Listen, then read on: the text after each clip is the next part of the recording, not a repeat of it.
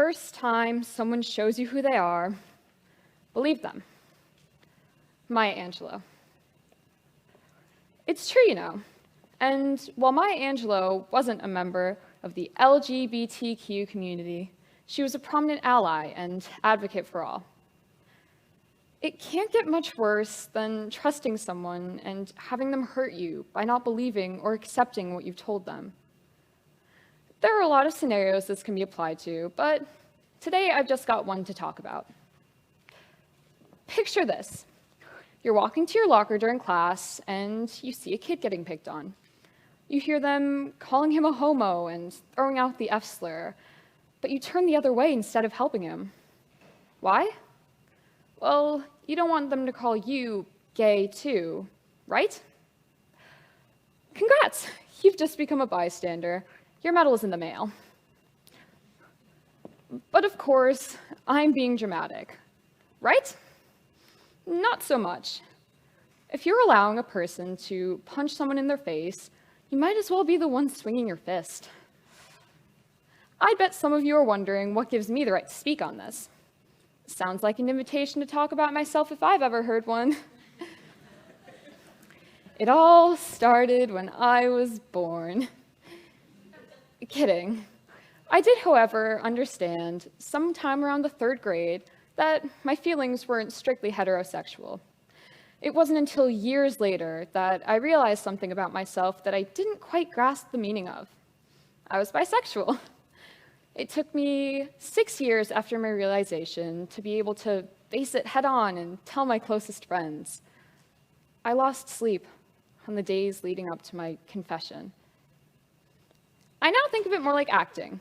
I couldn't be myself, so I had to be someone else.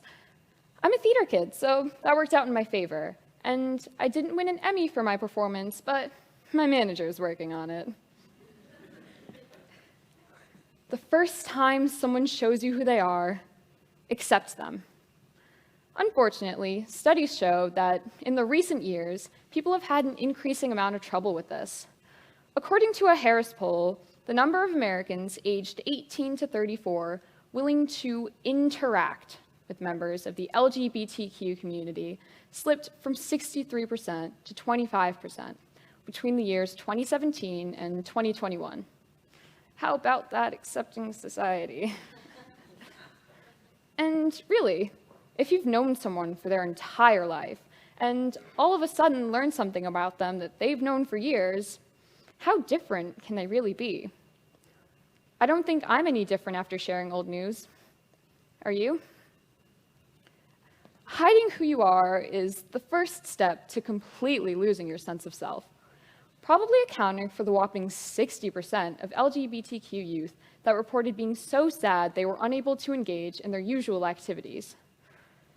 I find this so backwards because there were ancient cave markings depicting homosexual relationships, yet it wasn't until the Middle Ages that it became taboo, and not until the 1980s that coming out even became a thing. It stemmed from crowds screaming at people to come out of hiding, and with a society like that, I don't really blame them for it.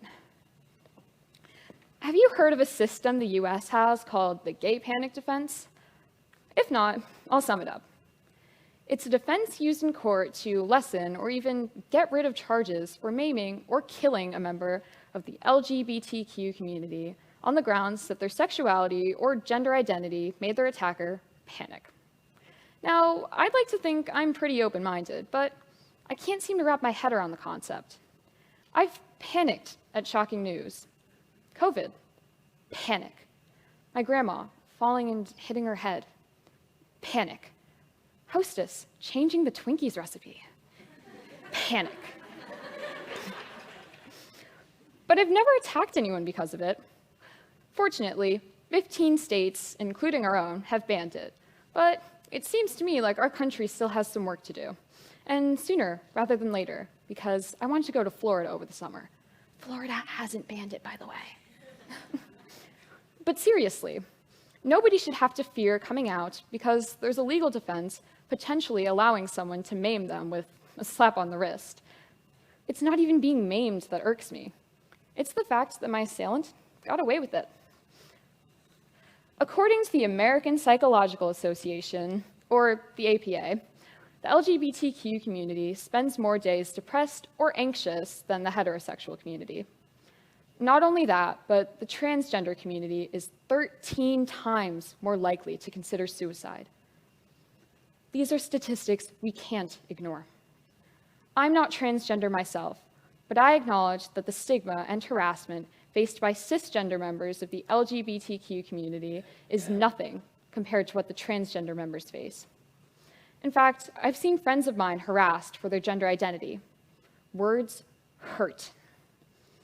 You have no idea what sort of mental battle each person you pass is fighting, and you have no right to bring someone down for being different. In fact, I could probably find photo evidence of me as a kid doing everything I could to be different, because the thought of being like everyone else terrified me.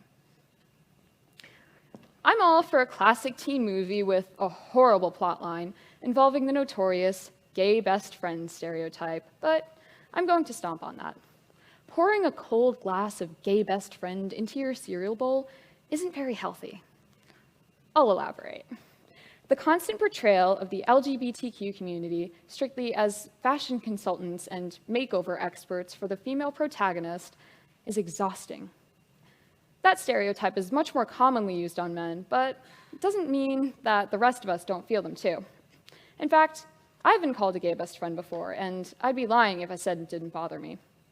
Fortunately, my lack of a decent sense of fashion has finally come to my rescue.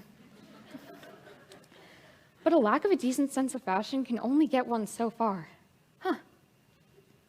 Naturally, there are other stereotypes that come along with being part of the LGBTQ community, like whether or not I know Julia's gay friend from 3,000 miles away, or my personal favorite, that since I'm out, I suddenly have a crush on every female I've ever met. A plot twist. I'm intrigued. I'm not here to preach on religion, but I am religious, so I'm going to preach for a little bit. I do believe that most, if not all religions, have a verse in their holy text about loving everyone. Now, unless you'd like to go as far as to call anyone who isn't heterosexual a non-human entity, I believe we're entitled to love just as much as every other one of your neighbors. Furthermore, if you believe in a higher power of any sort, then you believe in a judgment day. And not once does that judgment day ever have a panel of mortal men sitting in a courtroom with gavels and wigs. Speaking of wigs, just kidding, I don't have any jokes about wigs. I do, however, think it's just about time for me to bang the gavel and bring this talk to a close. So I'll leave you with this. Maya Angelou said, "The first time someone shows you who they are, believe them. But it should be love them." Thank you.